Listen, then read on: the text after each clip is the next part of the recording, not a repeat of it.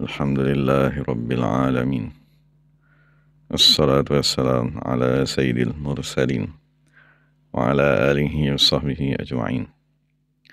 Rabbi shrah lana sudurana wa yassir lana umurana wahlul 'uqdatam min alsinatina yafqahu aqwalana wa thabbit aqdamana wa tammim taqsirana ya rabbana rabbal alamin.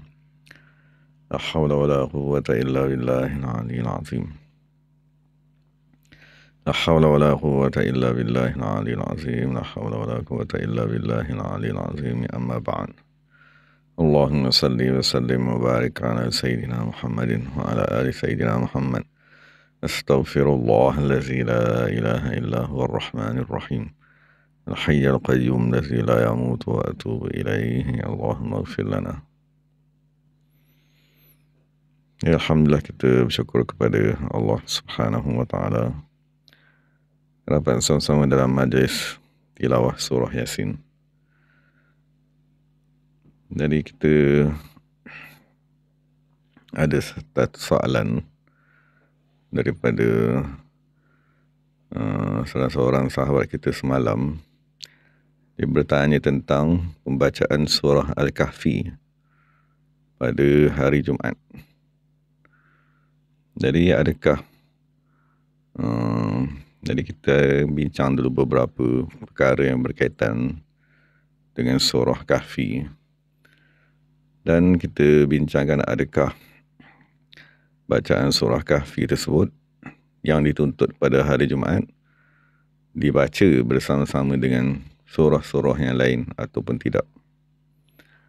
Jadi pertama sekali kita maklumlah surah Kahfi ini dia lebih panjang daripada surah Yasin. Dan dia lebih panjang tadi sekali ganda. Nah, maksudnya kalau kita dah biasa membaca, kita dah mahir membaca Al-Quran, maka kita digalakkan membaca Al-Quran, mengkhatamkan Al-Quran dan membaca surah-surah yang dituntut pada waktu-waktu tertentu. Jadi antara surah yang dituntut untuk kita sama-sama mengamalkan dia pada hari Jumaat ialah surah Al-Kahfi. Jadi apakah yang nak diamalkan daripada surah Kahfi tersebut?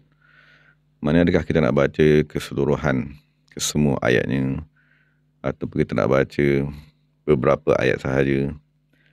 Jadi ada beberapa panduan untuk kita baca surah Kahfi. Pertamanya lah kita baca keseluruhan ayat surah Kahfi tersebut, keseluruhan surah daripada awal sampailah kepada ayatnya yang terakhir. Jadi Imam Hakim meriwayatkan dalam kitabnya Mustadrak daripada Nabi sallallahu alaihi wasallam, "Inna man qara'a surat al-Kahfi yawmal jum'ati," siapa yang membaca surah Kahfi pada hari Jumaat, "adha'a lahu minan nur," nescaya akan berninari bagi orang tersebut daripada cahaya ma bainal jum'ataini, jarak antara dua Jumaat tadi. Jadi daripada nas tadi memang secara khusus ini disebut surat Al-Kahfi. Maksudnya kita kena baca daripada awal kan sampai akhir surah Kahfi tersebut. Itu panduannya pertama lah untuk siapa yang ada masa, kelapangan, kemahiran membaca Al-Quran, maka dia boleh baca keseluruhan surah tadi. Dan tuntutan kedua daripada surah Kahfi tadi ialah hifzu 10 ayat.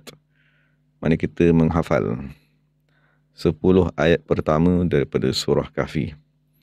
Dinyatakan dalam Sahih Muslim daripada baginda sallallahu alaihi wasallam, "Man hafidha 10 ayatin min awwali suratil Kahfi usima minad dajjal." Jadi siapa yang membaca, menghafal, ini dia lebih daripada bacaan. Maknanya kita perlu menghafal dan kita kena simpannya di dalam hati.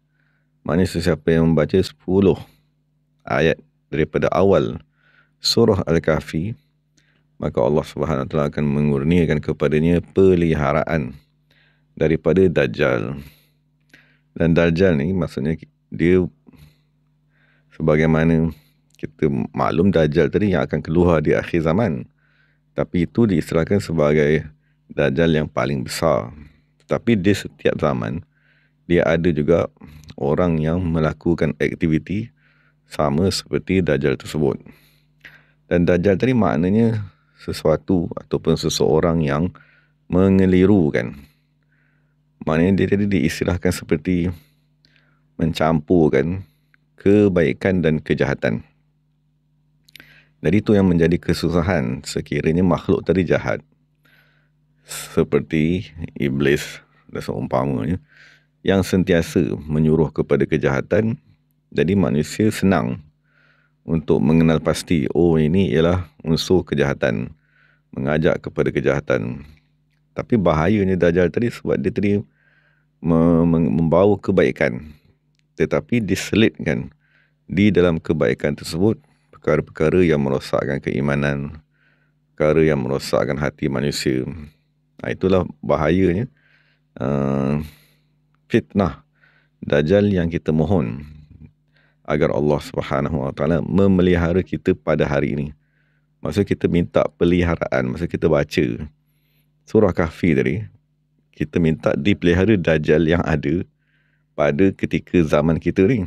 Sebab kita pun tak tahu Dajjal yang paling besar tadi bila akan keluar, sama ada kita sempat ataupun tidak.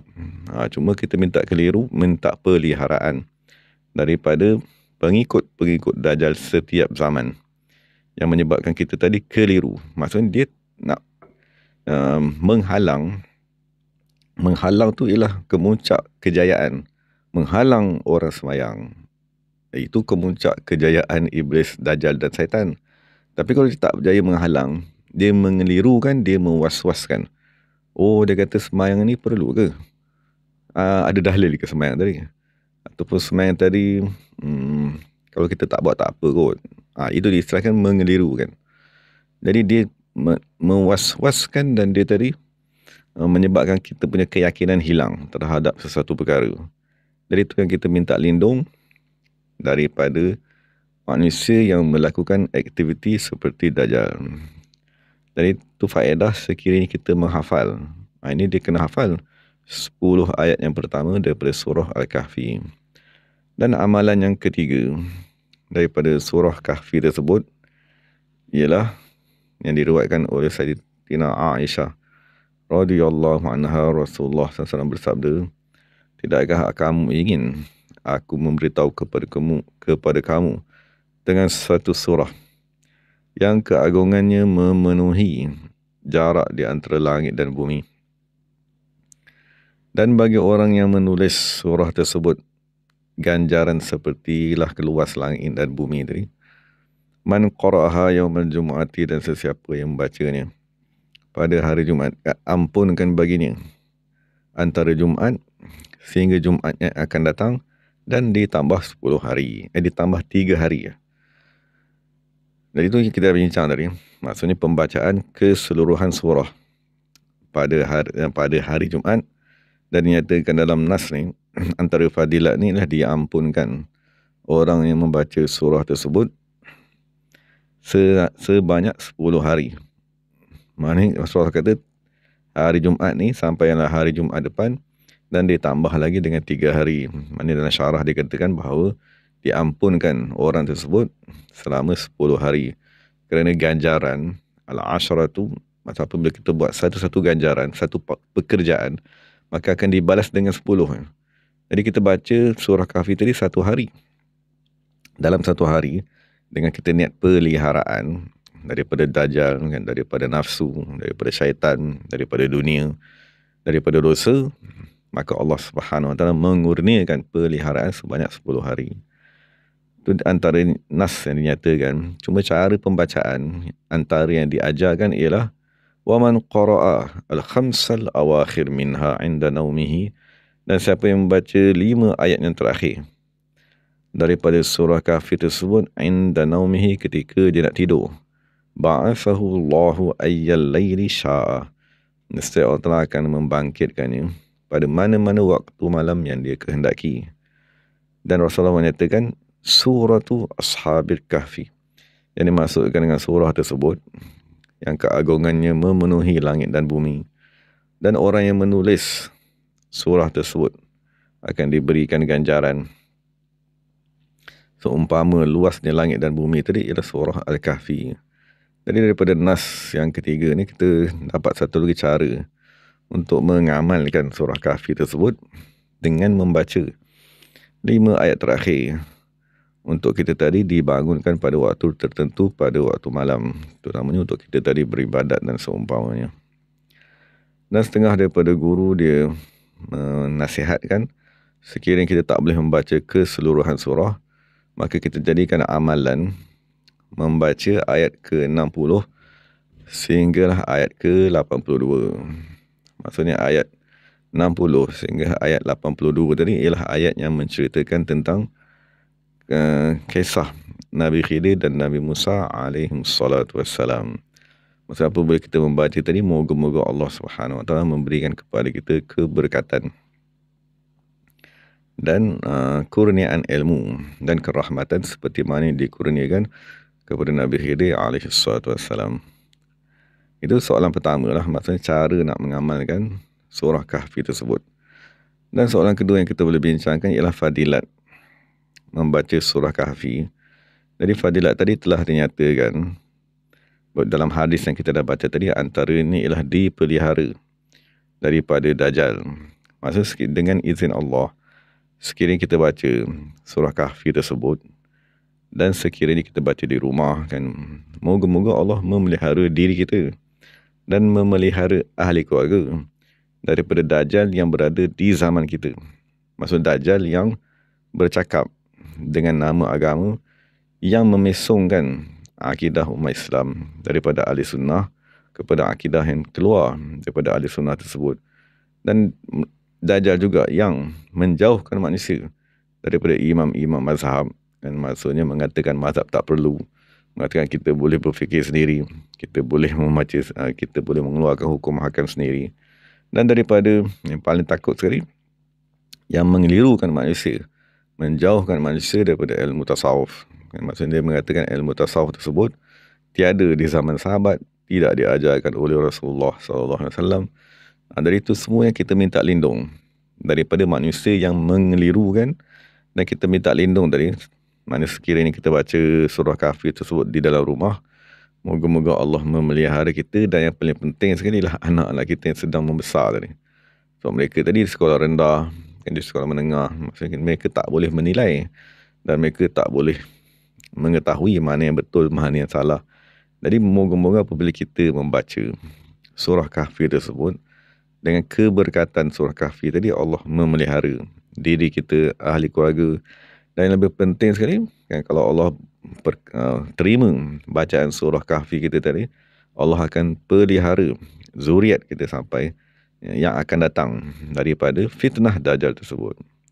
Jadi itu niat ataupun fadilat apabila kita membaca surah Kahfi. Dan Imam Ghazali dia memperincikan lagi fadilat membaca surah Kahfi. Pertama sekali Imam Ghazali dalam kitabnya Ihya, maksud pertama sekali Imam Ghazali membawa hadis yang kita dah bincangkan tadi. Pertama sekali dia membaca pada hari Jumaat, pada malam Jumaat ataupun pada siang Jumaat, nescaya akan diberikan nur daripada tempat dia membaca tadi sehingga kepada Mekah Al-Mukarramah. Maksud nur yang amat luas, dan diampunkan dosanya selama 10 hari. Dan Imam Ghazali menyatakan akan Allah Ta'ala utus kepada dia 70,000 malaikat yang mendoakan kepadanya hatta yusbih, sehinggalah dia tadi berpagi. Maknanya ini sekiranya orang tadi membaca surat Al-Kahfi Lailatul Jum'ah, mana sekiranya baca pada malam Jumaat, maka daripada malam tadi tu sehingga kepada pagi besok, Allah Subhanahu Wa Taala akan mengutuskan 70,000 malaikat. Yang dimaksudkan dengan malaikat tadi ialah nur.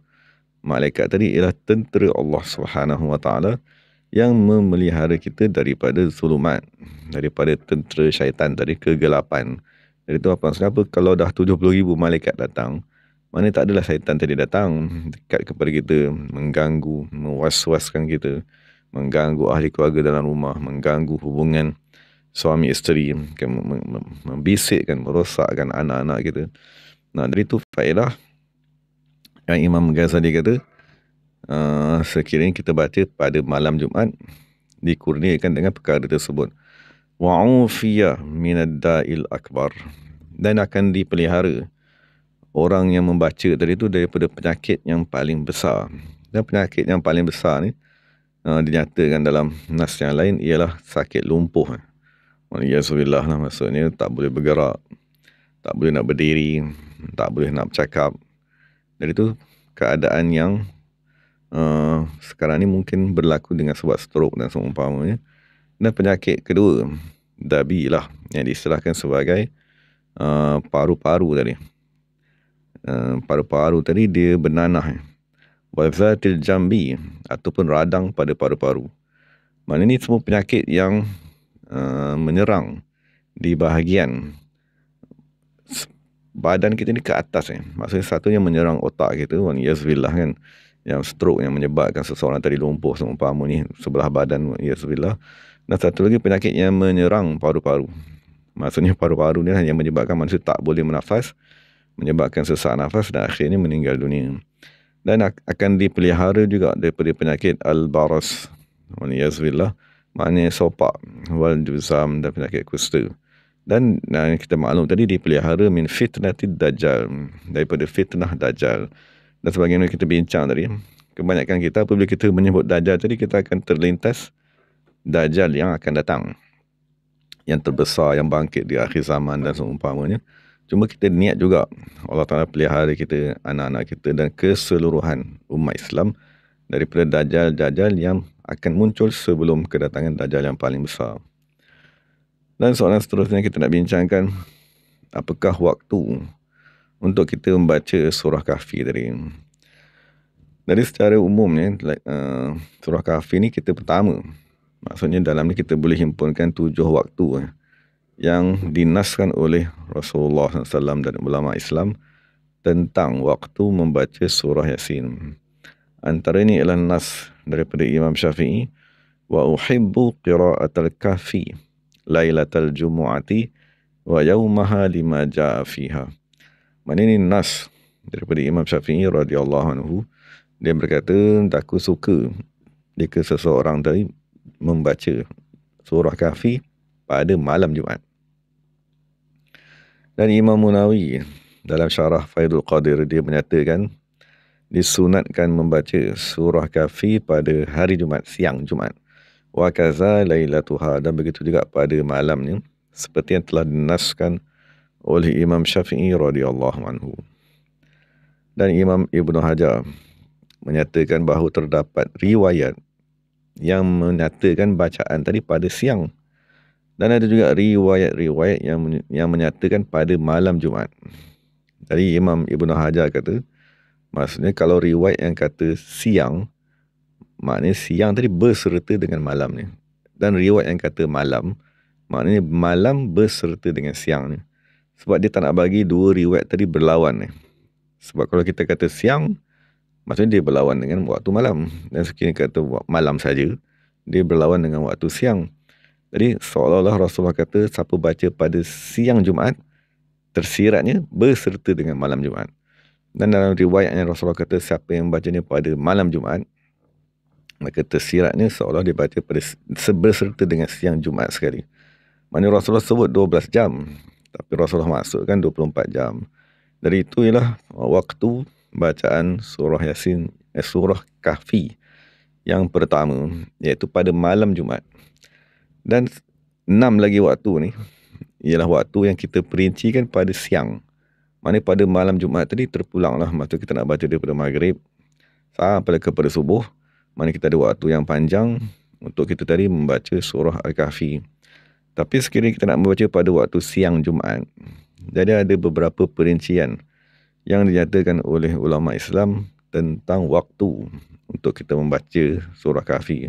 Antara ini dikata, anna waqta, dalam kitab Al-Zakhair, anna waqta qira'at al-kahfi qabla tulu'i syamsi. Mana ni waktu yang tak sebelum tu dia kata, wa aulahu ba'da subhi musara'atan lil khairi. Maknanya apabila masuk saja hari Jumaat. Maknanya hari Jumaat tadi dia masuk apabila waktu subuh. Jadi dalam kitab Fathul Mu'in dia kata, apabila masuk saja subuh dan setelah kita tadi selesai solat subuh, maka dia kata waktu yang paling utama untuk kita membaca surah Kahfi tadi ialah ba'das subhi, setelah kita tadi menunaikan solat subuh. Kenapa kita nak baca secepat-cepat dia tu? Maknanya masuk saja pagi, terus kita bergegas-gegas membaca surah Kahfi tadi, musara'atan lil khairi, kerana bersegera untuk melakukan kebaikan tersebut. Sebab dia kata semampu yang kita mungkin, kerana kita risau, dia kata kalau kita tadi melewatkan akan menyebabkan kita tadi terlepas membaca surah Kahfi tersebut. Jadi ini waktu yang pertama serta-merta, maknanya setelah kita wirid sepanjang subuh dan wirid seumpamanya, terus kita membaca surah Yasin. Dan waktu kedua yang dinyatakan untuk kita membaca surah Kahfi pada waktu siang ialah qabla tulu'is syamsi, sebelum matahari terbit. Maknanya kita ada waktu dia panjang sikit. Maknanya daripada subuh, daripada pukul 6, kalau kita andai ke terbit matahari tadi 7.15, jadi kita ada sejam 15 minit untuk kita tadi solat subuh dan seumpamanya sunat, dan kemudian kita duduk di atas sejadah. Dan lepas tu kita ada kebiasaan ni, kita akan baca setengah jam. Maknanya kalau kita dah mahir membaca surah Kahfi tadi, dia akan memakan masa setengah jam untuk kita membacanya. Jadi dia kata hendaklah kita memulakan bacaan surah Kahfi tadi sebelum matahari terbit. Jadi kalau kita matahari terbit tadi 7 suku. Kalau kita mula pukul 7 pun tak apa. Maksudnya kita dah memulakan sebelum matahari terbit. Cuma kita tamat selepas matahari terbit tu tak apa, tak ada masalah. Jadi itu waktu yang kedua. Waktu yang pertama serta-merta setelah solat subuh. Waktu yang kedua sebelum matahari terbit.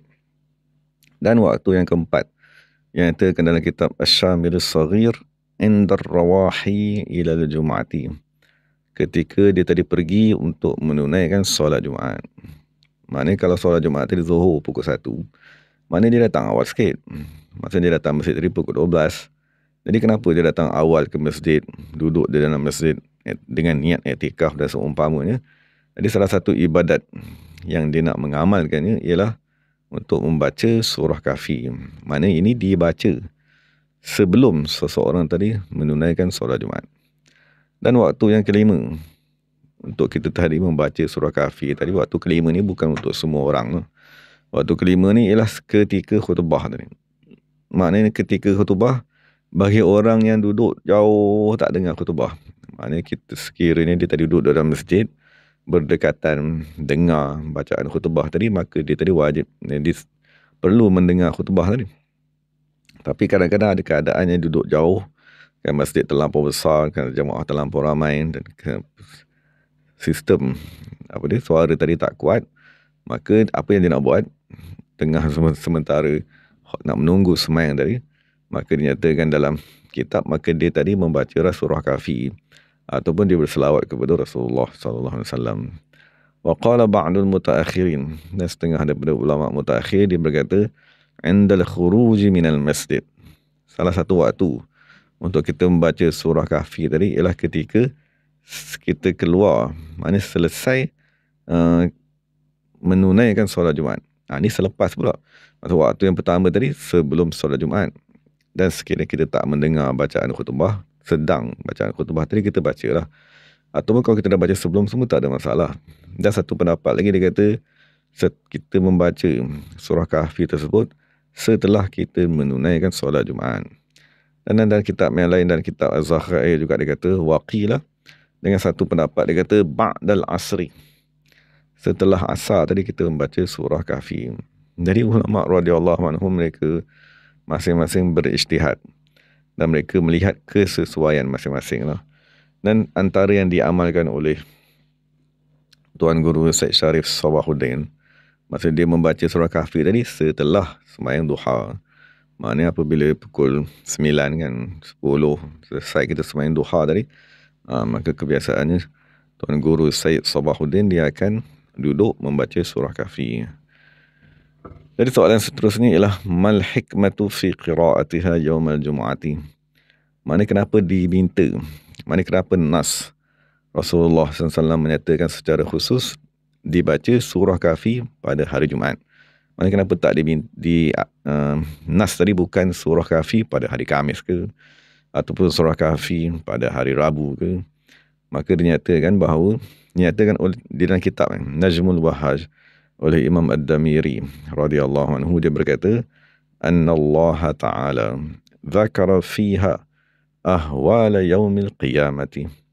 Maksudnya hikmat ni ialah Allah Subhanahu Wa Ta'ala menceritakan di dalam surah Kahfi ketakutan dan kegerunan pada hari kiamat. Itu salah satu cerita lah yang dinyatakan dalam surah Kahfi. Wal jum'atu tushbihuha.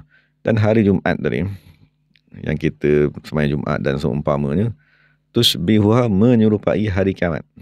Maksudnya setiap hari, maksudnya imam dia kata, apabila kita pergi sembahyang Jumaat, apa yang kita nak ingatkan semasa kita berhimpun nampak manusia yang amat ramai, hendaklah kita mengingati hari kiamat. Lima fiha, kerana pada menunaikan solat Jumaat tadi, ijtima'il khalqi, kita dapat melihat manusia yang begitu ramai berhimpun, wa qiyamil khatib, dan ada seorang yang bercakap, memberi nasihat dan seumpamanya. Jadi sebab itu dalam mazhab Syafi'i, apabila nak menunaikan solat Jumaat, dia tak bagi buat solat Jumaat tadi berdekatan ataupun dalam 2, 3, 4 masjid dalam satu tempat, kerana nak menghimpunkan seramai mungkin manusia di dalam satu tempat. Apabila ramai manusia berhimpun dalam satu tempat, maka dia lebih memperlihatkan keadaan seperti pada hari kiamat. Manusia yang begitu ramai, dan apabila kita hadir tadi, moga-moga kita ingat kegerunan dan ketakutan di padang mahsyar dan seumpamanya. Jadi itu munasabah antara hari Jumaat dengan bacaan surah Al-Kahfi. Jadi dia kata di annal qiyamata, dan begitu juga dengan sebab tu yang pertama lah, munasabah yang pertama. Yang kedua, li annal qiyamata taqumu yaumal jumu'ati, dan yang kedua kerana kiamat tu sendiri akan berlakunya pada hari Jumaat. Jadi surah yang kuat menceritakan tentang hari kiamat, iaitu surah Kahfi, dibacalah pada hari Jumaat. Jadi wa iza fa iza quri'at fin nahar tazkuru bihazalika. Jadi panduannya, apabila kita membaca surah Kahfi pada waktu siang, mana kita ingatlah tentang hari kiamat tersebut pada waktu siang. Dan sekiranya kita baca tadi pada waktu malam, maka kita ingatlah bahawa itulah malam yang tidak akan ada selepas malam tersebut, melainkan hari kiamat. Maksudnya faedahnya ialah mengingatkan kita kepada Malik Yaumiddin, Allah Subhanahu Wa Ta'ala yang menjadi raja, yang memiliki hari pembalasan. Jadi tujuan kita baca surah Yasin pada hari Jumaat sebelum kita sembahyang Jumaat ataupun selepas kita sembahyang Jumaat tadi, untuk mengingatkan kita pada hari kiamat. Dan soalan seterusnya, kam marrah yaqra'u surat Al-Kahfi, berapa kali yang kita nak baca? Maksudnya kita nak baca surah Kahfi ni pada hari Jumaat tadi tu, dalam sepanjang 24 jam kita nak baca berapa kali. Jadi kita ada nas daripada kitab Fathul Mu'in yang disyarahkan dalam kitab Hasyah I'anatul Talibin. Dia kata wa yusannu an yukthira min qira'ati suratil Kahfi, dan disunatkan untuk seseorang tadi memperbanyakkan membaca surah Kahfi, surah Kahfi tadi. Maknanya kita sekarang ni nak membaca sekali tu, maknanya kita perlu kepada masa, dan kita perlu kepada kebolehan, kemahiran untuk kita tadi membaca Al-Quran. Jadi dinyatakan dalam kitab tadi, disunatkan kita memperbanyakkan membaca surah Kahfi. Jadi wa aqallul ikthar, dan minimum untuk seseorang tadi dihukumkan banyak ialah salasa marratin, hendaklah dibaca 3 kali. Itu sebaik-baiknya lah. Masa seumur hidup kita, kalau kita dapat amalkan sekali pun tak apa. Maksudnya akan ada satu masa yang mungkin kita i'tikaf pada akhir 10 Ramadan, dan dalam akhir 10 Ramadan tu akan adalah satu hari Jumaat ataupun 2 kali Jumaat. Jadi dah sememangnya kita duduk dalam masjid 24 jam sepanjang hari Jumaat. Jadi kita tanya diri kita, apa yang kita nak buat sepanjang kita i'tikaf duduk di dalam masjid. Itu bagi orang yang beriktikaf lah. Jadi Imam dia kata, kamu banyaklah baca surah Yasin. Surah Kahfi tadi. Mana kita baca malam, lepas maghrib kita baca sekali. Nanti kan lepas isyak kita baca sekali. Besok lepas subuh kita baca, baca sekali. Sebelum Jumaat baca sekali. Selepas Jumaat baca sekali lagi. Dan itu dipanggil bilangan. Pendapat yang pertama, dia kata bacalah sebanyak-banyak yang kita mampu. Tapi dia kata kurang-kurang untuk kita mendapatkan bilangan yang banyak tadi ialah kurang-kurangnya ialah 3 kali. Dan nyatakan juga dalam kitab Minhaj karangan Imam Nawawi, maksudnya daripada nas Imam Nawawi tadi difahami an yaqra'aha marratan fil laili wa marratan fil nahar. Maksudnya secara tersirat daripada kenyataan Imam Nawawi, seolah-olah Imam Nawawi kata bacalah sekali pada waktu malam dan sekali pada waktu siang. Dan satu pendapat yang lain dia kata sekiranya seseorang tadi tak mampu nak baca 2 kali, 3 kali dan selebihnya, dan dia hanya mampu baca sekali saja. Okay, jadi dia nak pilih sekali yang dia nak baca tadi tu, nak dibaca pada waktu malam ke, ataupun kita nak baca pada waktu siang.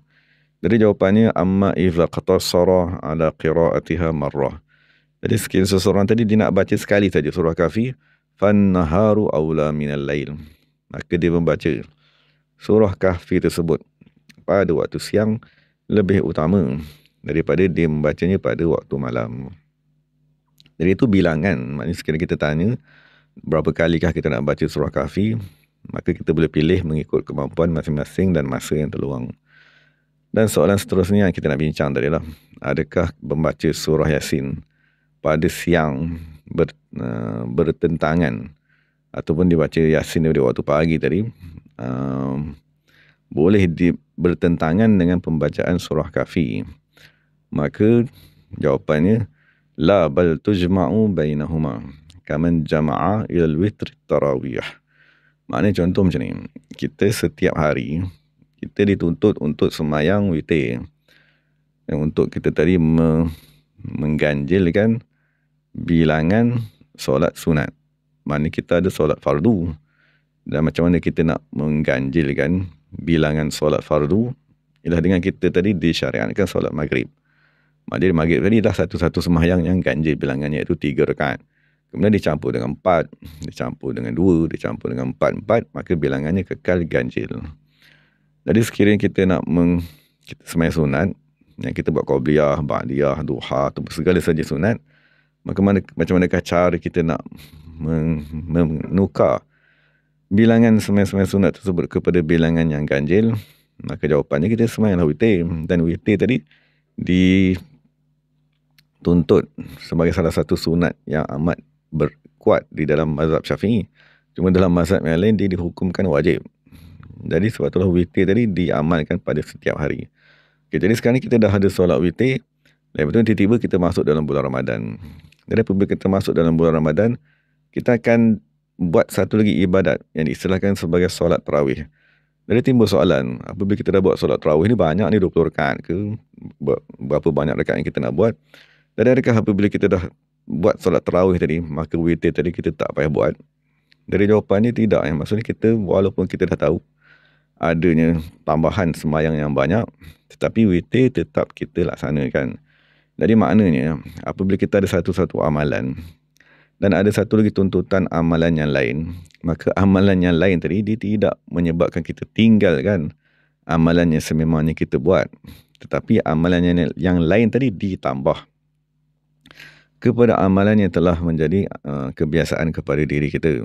Jadi witir yang kita dah amalkan setiap hari tadi, apabila masuk saja bulan Ramadan, tidak dibatalkan ataupun tidak diabaikan dengan sembahyang tarawih. Bahkan sembahyang tarawih ditambah kepada sembahyang witir tadi.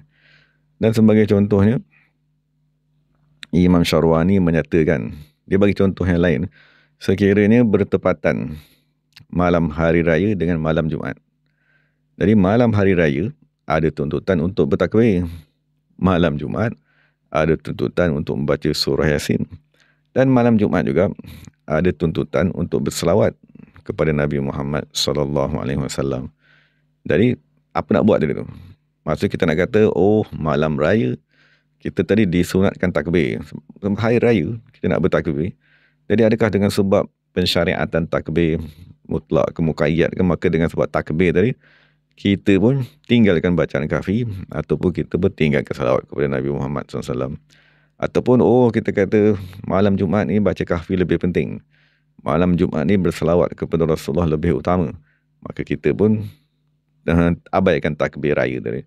Jadi Imam Syarwani berkata, sekiranya bergabung malam raya dengan malam Jumaat, fayashtaghilu kulla juz'in min tilkal lailati fayashghalu, maka dia tadi memenuhkan setiap juzuk daripada malam tadi binau'in minas salasati, dengan satu bahagian daripada ketiga-tiga amalan tadi. Maknanya apabila berhimpun ketiga-tiga amalan pada satu malam, dia punya kaedah bukan buang. Bukannya kita tadi padam salah satu. Jadi panduan yang ada di sisi ulama Islam ialah kita kena gabungkan ibadat tersebut dan kita amalkan. Jadi dia kata ambil satu juzuk daripada malam untuk kita tadi berselawat kepada Rasulullah sempena dengan malam Jumaat. Dan ambil satu juzuk daripada malam Jumaat tadi untuk kita membaca surah Kahfi. Dan ambil satu juzuk daripada malam tadi untuk kita bertakbir, takbir raya tadi. Cuma dia kata wa yatakhayyaru fima yuqaddimuhu. Jadi timbul lagi persoalan, yang mana nak dibuat dulu, nak bertakbir dulu ke, nak surah Kahfi dulu ke, ataupun kita nak berselawat kepada Nabi SAW ke. Maka dia kata yatakhayyaru, maka dia boleh pilih, sebab kesemua ni sunat dituntut oleh Allah Subhanahu Wa Taala dan Rasulnya. Wala'alla taqdimat takbiri aula. Cuma dia kata boleh jadilah, maksudnya ulama tadi melalui ijtihad mereka, dia kata moga-moga kita mendahulukan takbir itu lebih utama, li'annahu syiarul waqti, kerana takbir tadi ialah syiar pada malam raya. Jadi kita takbir, kan, selepas takbir tadi barulah kita tadi membaca Yasin dan berselawat kepada Rasulullah sallallahu alaihi wasallam. Dan jadi kita faham daripada itu, maksudnya kita sememangnya siang, maksudnya amalan yang kita amalkan seperti surah Yasin di waktu pagi, dan begitu juga kita ada amalan di waktu malam seperti membaca surah Tabarak, seperti kita tadi membaca surah Al-Mulk. Jadi apabila kita dah membaca surah Tabarak setiap malam, kan, selepas solat Isyak ataupun sebelum tidur, dan sekiranya orang tadi ingin membaca surah Kahfi pada waktu malam, kan, sebagaimana nas dia ada dua. Satu nas yang kata baca surah Kahfi malam, atau satu lagi siang. Jadi soalannya, adakah sekiranya saya nak membaca surah Kahfi pada waktu malam, maka saya abaikan surah Al-Mulk ataupun surah Tabarak tadi? Maka jawapannya bukan sedemikian. Jawapannya ialah kita gabungkan amalan tadi. Maksudnya kita sentiasa berniat menambah amalan untuk mendekatkan diri kepada Allah. Maksud kita bukan niat untuk mengurangkan. Jadi dia kata, sebagaimana Rasulullah kata, siapa yang baca surah Tabarak, maksudnya Allah Ta'ala akan memeliharanya daripada azab kubur. Jadi pada malam Jumaat pun kita baca juga surah Tabarak tadi sebelum kita tidur. Kan, apabila kita dah baca, lepas tu sekiranya kita ada niat nak membaca surah Kahfi pada malam Jumaat tadi, kita baca. Dan kita gabungkan dengan membaca surah Tabarak. Jadi sebagai soalan terakhir ni, adakah kita, sebab sekarang ni surah Kahfi ni dia panjang dan dia ada kalimat-kalimat yang mungkin kita jarang baca dan kita mungkin jarang dengar.